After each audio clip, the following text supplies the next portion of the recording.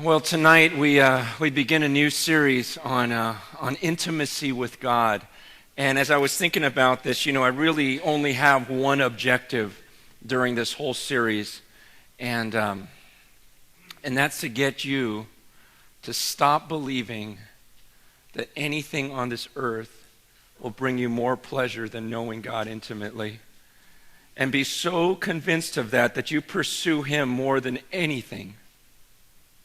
You guys, I know that some of you guys, you come here tonight and you're hurting. You're going through some tough times in life, and right now you think, you know what, my greatest desire is just to get rid of this pain.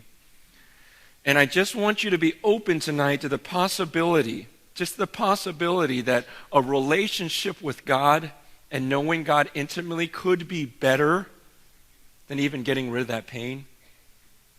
Some of you guys come here tonight and you've got so many problems from this week and so many things you're dealing with, and right now you come here tonight and your greatest desire, you would say, is I've just got to fix this problem. This one area of my life has to change. And I'm saying, gosh, would you just be open to the possibility that it's not just about that problem, that knowing God more intimately could be even greater than fixing that problem? See, and some of you, I know you come here tonight and you're struggling with temptation. And there's some things that you've fallen into, and you know it goes against everything that God wants for you, but you love it so much, you want it so much, and even this week as it's coming up, you're already planning, even though you're at church this weekend, you're already planning to diving right back into your sin this next week. And I'm just asking you to consider the possibility that intimacy with God will bring you more pleasure than that sin that you're involved in. And I know right now you can't see it. You're thinking, oh, you don't know how much pleasure I'm getting from this. I'm addicted to it. It's everything to me. And I'm just saying, no, you don't understand. Intimacy with God, knowing this God is better. Man, and my prayer is that maybe even after this one message, you'll believe that there's nothing on this earth that'll bring you more personal satisfaction and pleasure than knowing your God intimately. And I know some of you guys think, well, how does that help? How is that going to help my problem? If my problem doesn't change, or if my hurt doesn't go away, how does a relationship help me? And I'm saying a relationship changes everything. A good, right relationship really changes everything. Even if the situations remain the same, it changes everything. I mean, I think about my relationship with my wife, and I think, you know what? I'd rather be in Hemet with my wife than Hawaii by myself.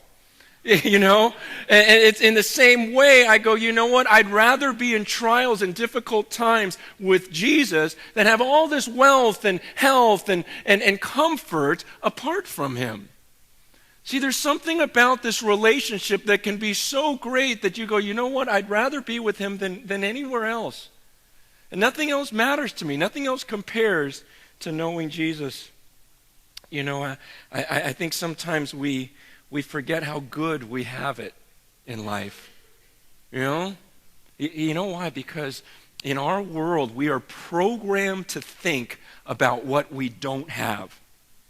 Every time you turn on the TV, they market what you don't have so that you covet and you desire. And everybody wants us to focus on what we don't have and to strive after those things. Well, the Bible calls that coveting, saying don't desire more. Recognize what you have, what God has given you. It's just that so often we don't recognize how good we have it. It's funny, I shared last week about my high school reunion, and I can't tell you how many times people came to me at my 20-year reunion, and they'd look at my wife and go, she's hot. And I even remember this one girl just stared, just with her mouth open going, that's your wife? And I go, yeah, it's my little baby. She goes, she just had a baby? I go, yeah. And her jaw was just like, I remember the girls you dated in high school. What are you doing with her? What is this? How did this happen? And it was funny because it happens so often. It's almost like when someone else points it out to you, you go, yeah, I do have it pretty good. And you know what it made me do this week? Which I've never done before. I just thought, man, people were so shocked. It surprised me. And I thought, you know what, I just want to look at a picture of her and I objectively. I'd never done this in my life, but I just thought, okay, if I were just a stranger and I saw this couple and I'd look at them, would I be shocked? Some of you guys don't know my family. This is my family. All right, so we just took that like a week ago.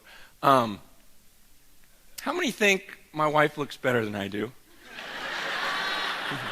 You guys want to think about it for a while first? Okay.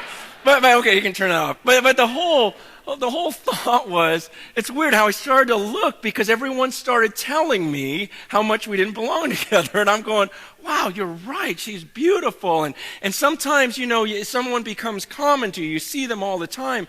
And then you just stop. And as everyone else tells you how great she is, you're reminded. And you go, oh, yeah, that's amazing how good I have it. And you see, I guess that's what I'm hoping this series will do for you. As I tell you about how good you have it in this relationship with God. Because I look at who God is. And then I look at you. And I go, you guys are together? I mean, that's right. I mean, I look at myself and I'm going, man, after all the junk that I've done in my life, all the evil, all the wickedness, all the cruel acts of my life, and then to think that I am matched up and I have a relationship with this holy, beautiful, perfect God, and He calls me His child, He calls me His bride, and you just go, wow, that doesn't go together at all. And sometimes we can start looking at all these things we don't have, and we don't stop and realize I've got everything. I've got everything. I'm connected with God. We are the bride of Christ. We are His children. He calls us His friends. And you just stop and you think, friendship with God, intimacy with God. Look, I know there are problems. I know there are things we're going through. But think about the fact that you're with God right now. God, the Creator that we just sang about, loved you so much. He loved you so much. Think about the things you've done in life. Think about the ways that you've offended Him. And the Bible says that He loved you so much that He would watch His Son die, suffer on a cross for you, paying the penalty for all of your crimes, just because He wanted a relationship with you so badly. So you could know Him, so you could have peace with Him. And so now suddenly you are in this union with God. Many of you have been baptized. It's like a marriage ceremony where you're dying to your old self and you're coming up and you're joining yourself with Christ. You're publicly going, gosh, He and I are together now. Forever. Forever. And we forget that. And sometimes we take our eyes off of that and we start looking at other things. It's like this disease that we have, to look at what we don't have. I can't tell you how many people have come into my office where they cheated on their spouse, men and women, come in having cheated on their spouse, destroyed their marriage, everything falls apart. Then they come back in my office and they go, what did I do? I didn't realize how good I had it.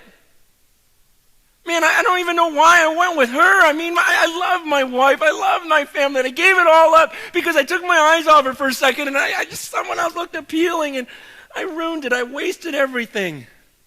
Man, how many times have I heard that story where someone just forgot how good they had it and moved on, thought they found something better, and they just lost it.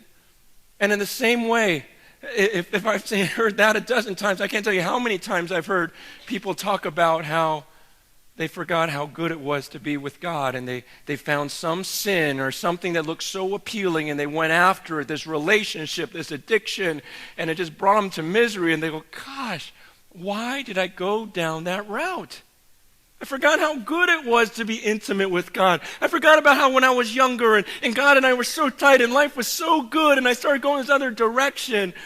I don't know why I did it. I ruined it. I wasted it. I wasted all those years away from God. And how often they come back and go, man, there's no better place to be than just walking hand in hand with my Creator. God and I are together. Doesn't make any sense. Doesn't make any sense. I think if we're all honest, we all struggle with this, right? every once in a while the other side looks appealing, right? Come on, let's get real. There are times when that temptation out there and you just go, gosh, I could just live for myself, do whatever I feel, whatever I want, just kind of walk away from God and everything else and just enjoy myself, just live for me and pleasure and everything else. And you look at all the world has to offer, and there are times when it's tempting. And you know, this psalmist that we're going to study today in Psalm 73, he was so honest about his feelings. And he explains, which a lot of times in church we're not. A lot of times we can come to church and we can fake and pretend, oh, I don't have any temptation. I'm a holy man. I'm a man of the cloth up here. I have no temptation. And yet the psalmist goes, oh, man, do you know how tempted I've been? And he talks about how he actually envied the wicked.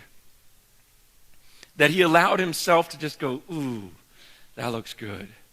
That looks fun.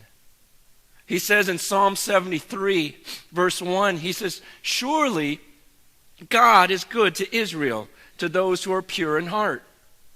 But as for me, my feet almost slipped. I nearly lost my foothold, for I envied the arrogant when I saw the prosperity of the wicked.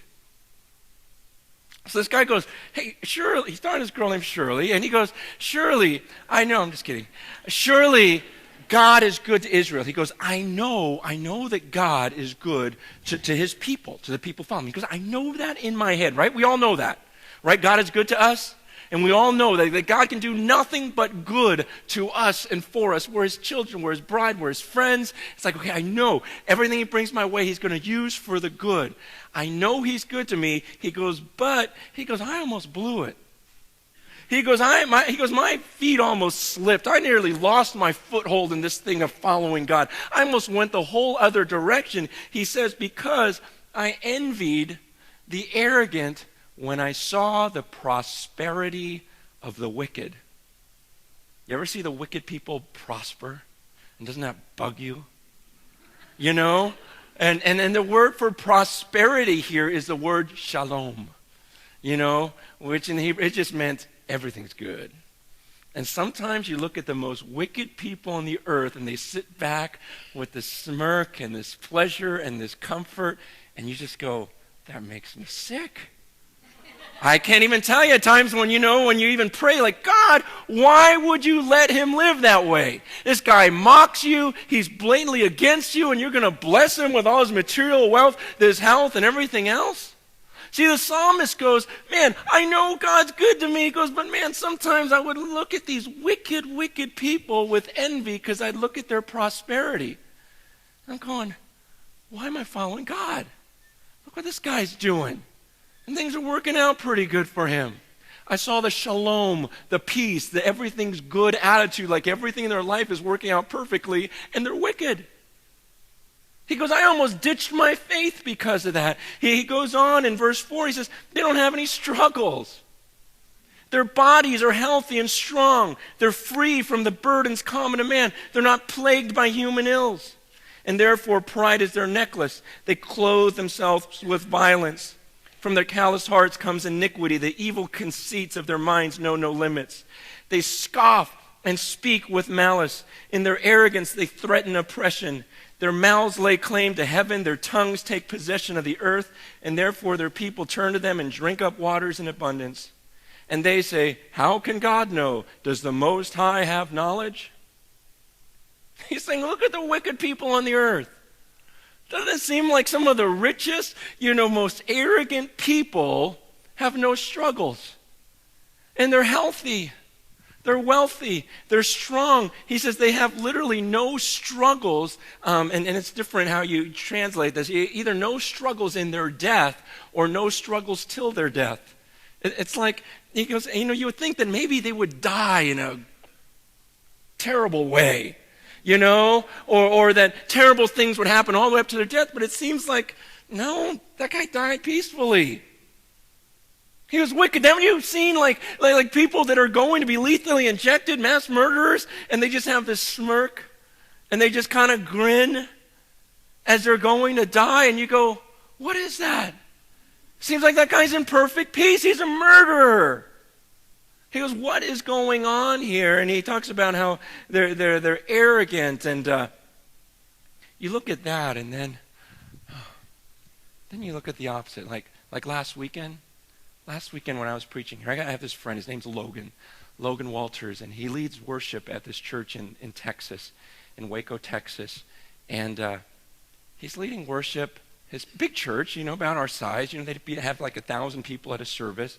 Last Sunday morning, he's leading worship. The pastor, 33 years old, comes up here, gets in the baptismal tank. There's a little bigger. Everything's bigger in Texas. And, and so he's in the water. When someone's coming down to get baptized, he grabs the microphone, electrocutes himself, and dies in front of the whole church.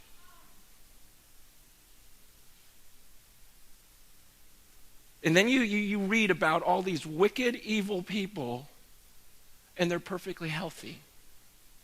Nothing's wrong with them. Then you've got a pastor getting ready to baptize and adjust the mic and somehow gets electrocuted and dies. Okay, you have to look at that stuff and go, what in the world? How can that be? This doesn't make any sense that you've got these wicked people so healthy, so prosperous, and then you have men and women of God who are suffering and going through this hard time. And he talks about how, their mouths lay claim to heaven, or they set their mouths against heaven. He goes, there are people who just curse God. There are people who live any way that they want, and then at the end they go, but I know I'm going to heaven because I'm a good person. And they just talk about that, and it talks about how, they just lay claim to everything on earth. They just say whatever they want. And you'd think that God would judge them. And he doesn't. And so they walk around going, hey, does your God hear me? And they mock him, and nothing happens to him. And so this guy's going, you know what? This is driving me crazy. God, do something. In verse 12, he says, this is what the wicked are like. He goes, here's how I saw the wicked. Always carefree, they increase in wealth. Because they don't care about anything. They don't care about morality. They don't care about whatever. And it seems like they keep getting richer.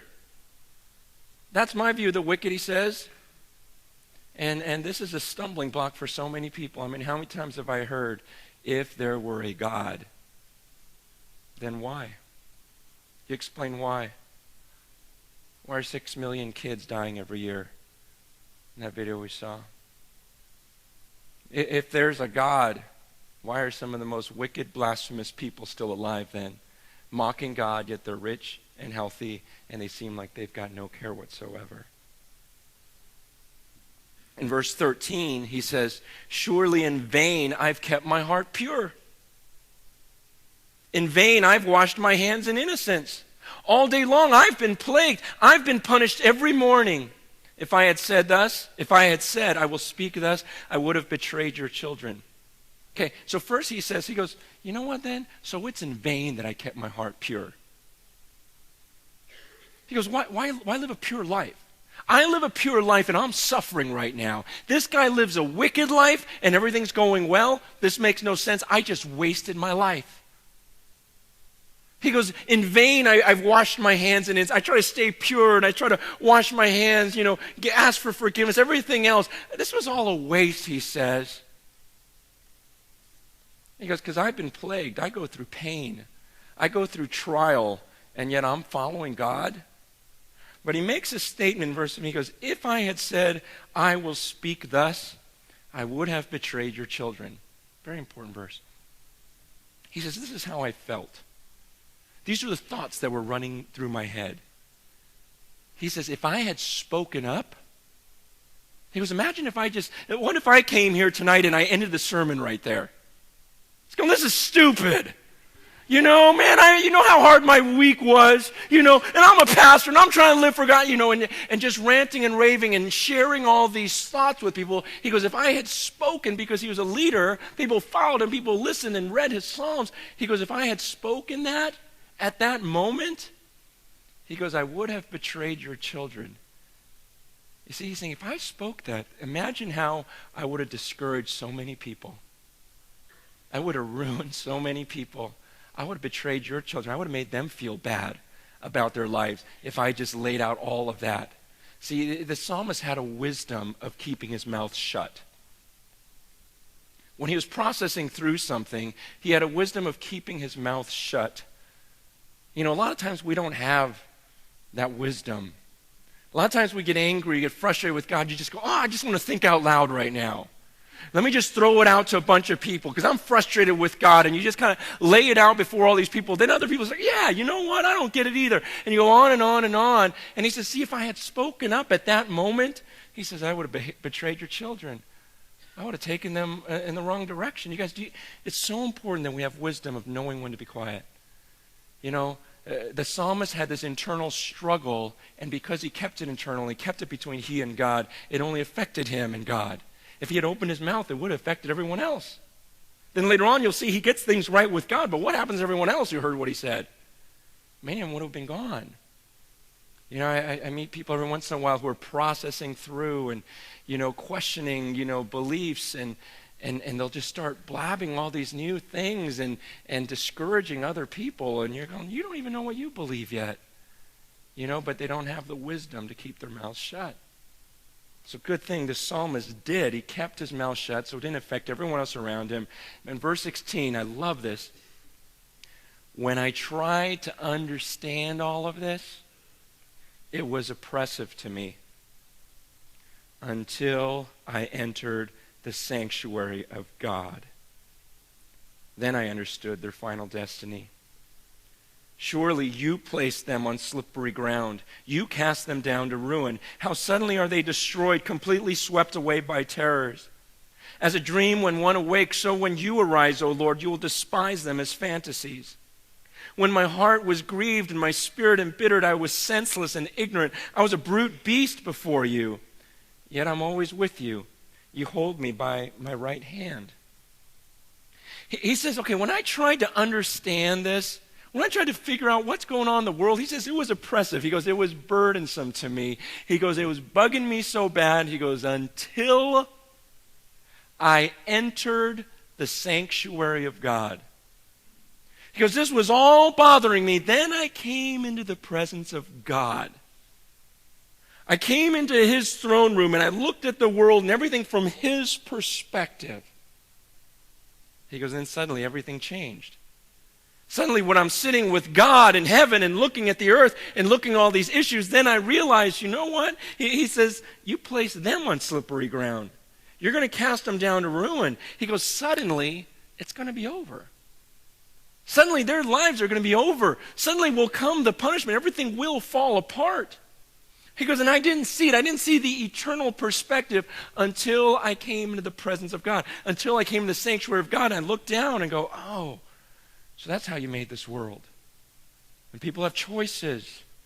People choose evil. And at the end, you know, everything's going to be made clear. And all the false motives, all the wickedness is going to be exposed. And so while they think that they're solid, and maybe they make it all the way through life on earth, feeling this false sense of peace, he goes, you know what? In a second, when they stand before you, God, it's going to be so different. But I love the way he says, it was so oppressive until I entered the sanctuary of God. Until I came into God's sanctuary and looked at things from his perspective. You see, I have this little wooden carving on my bookshelf that someone gave me years ago that says, prayer changes things. We've all heard that phrase, prayer changes things. And he gave that to me because, you know, he was going through a difficult time and came in and asked for prayer, and we prayed, and it was amazing how quickly everything changed. I mean, he came in just blown away like, this is unreal. Everything turned around, and he gave me this thing, and I put it on my bookcase. And over the years, I realized how true that statement is, that prayer changes things. But the thing I've noticed over the years, that the thing that prayer changes most is us. You know, when we come into the presence of God, and we actually pray and we actually talk to him and we're actually with him, intimate with the Creator and speaking to him, and you suddenly look at everything from his perspective, suddenly go, oh, from up here in heaven, that problem doesn't seem so big.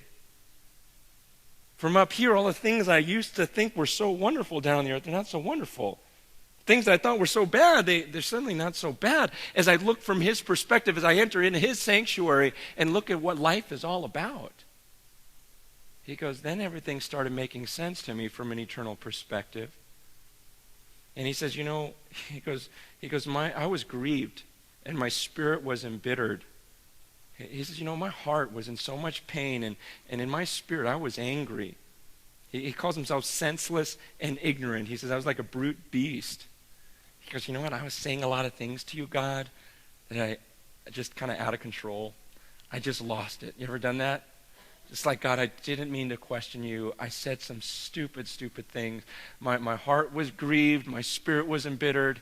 Man, I've had to say that to God before. You know what, God, I admit it. I don't know what I was thinking. You look back in life sometimes at things that you got angry about, and later on in life you go, wow, why was I mad at God for that? That ended up working out to be the best thing in my life. That's actually what brought me close to him. And years later you look back and go, God, I am so sorry. I was just dumb. Some of my biggest regrets in life are not just the sins that I committed against other people, but it's the words that I had with God, where I was just out of control. I was in a fit of rage and, just mad because the way things happen, and I question him. And you look back and you go, God, I was acting like a fool questioning you. And then he goes, verse 23, yet, even though I was a brute beast before you, yet I'm always with you and you hold me by my right hand. He goes, God, even when I was a jerk, even when I was out of control, questioning everything about you, your whole character, you just stood there holding my hand, didn't you? You still loved me. Verse 24, this is where it gets so beautiful.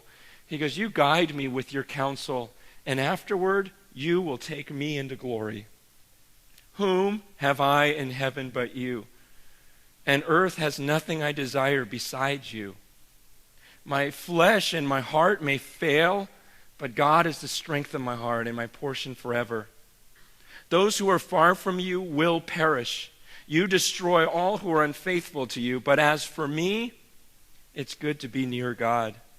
I've made the sovereign Lord my refuge. I will tell of all of your deeds.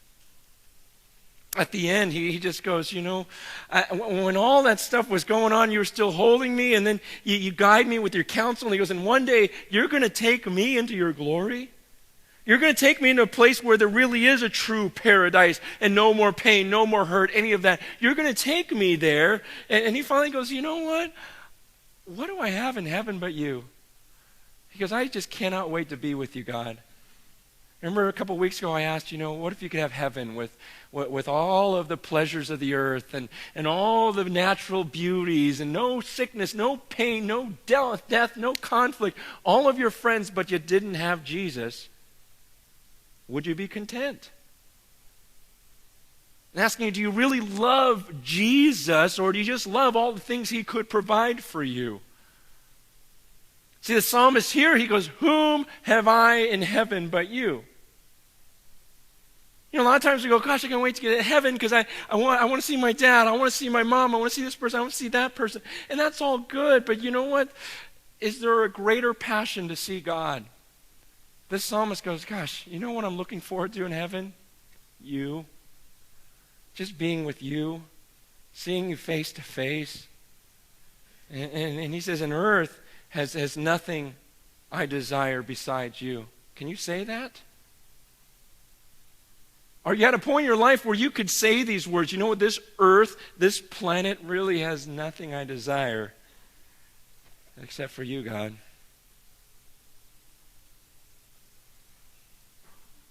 You love him that much?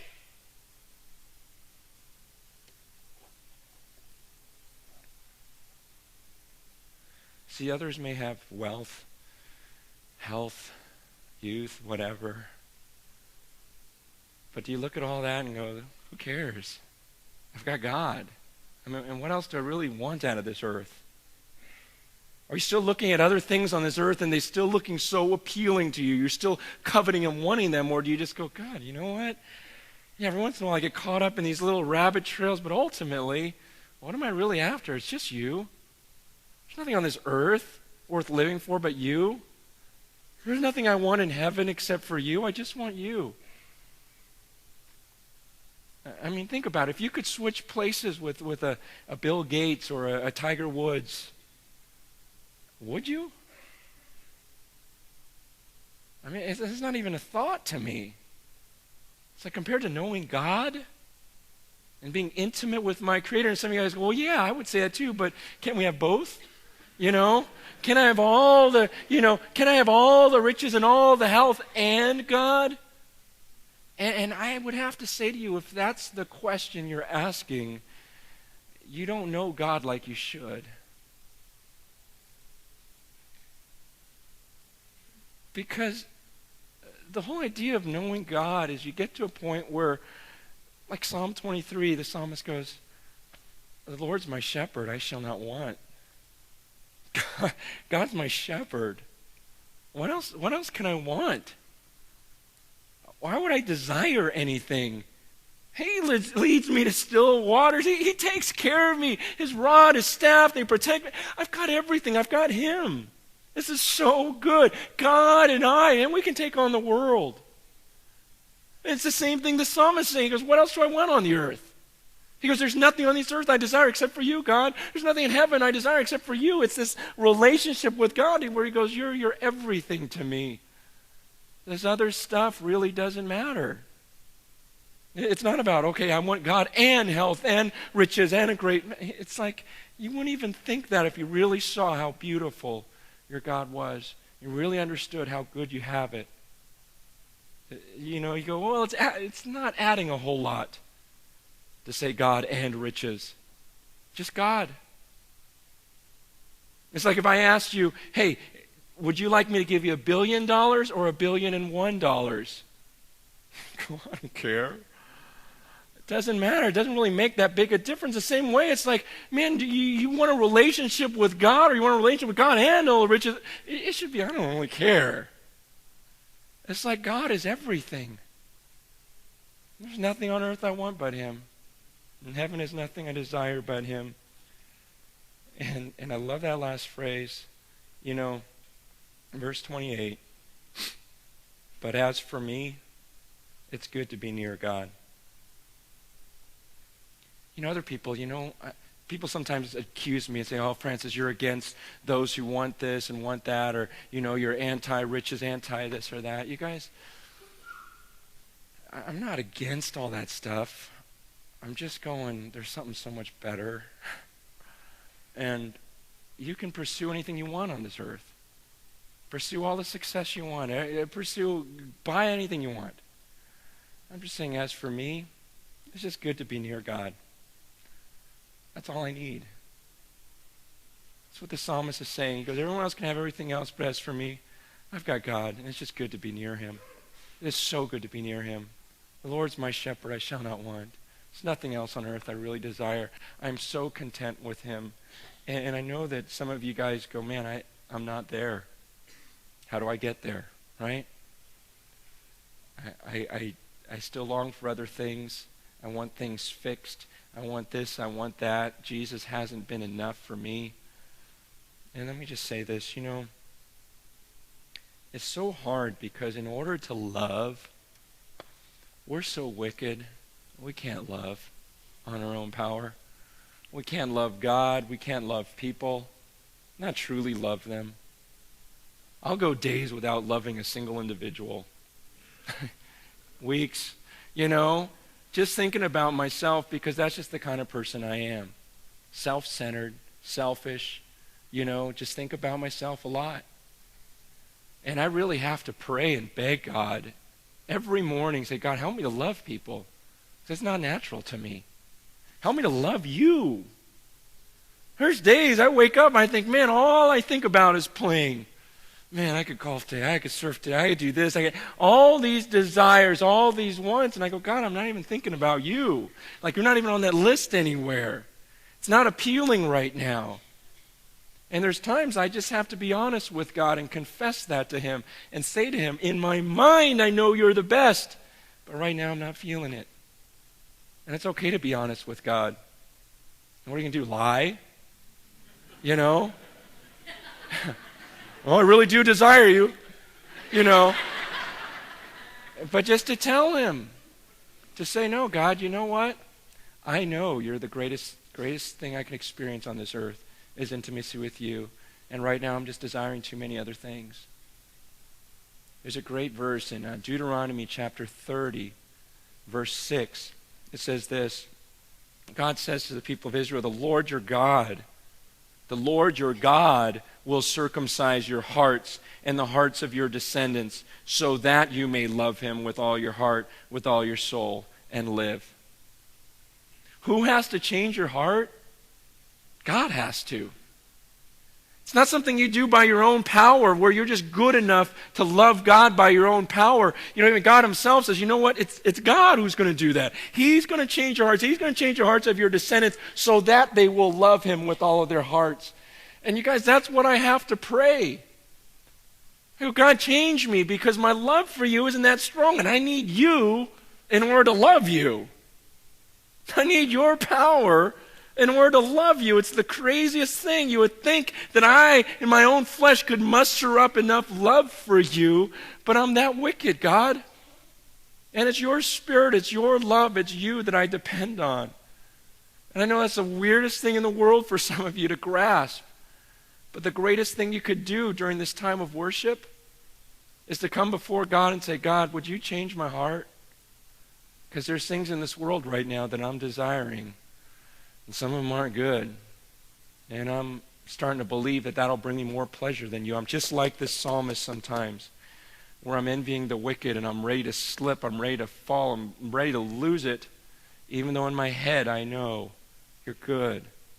And I know there's nothing on earth I want but you, and that would bring me ultimate pleasure. Just be honest with God tonight.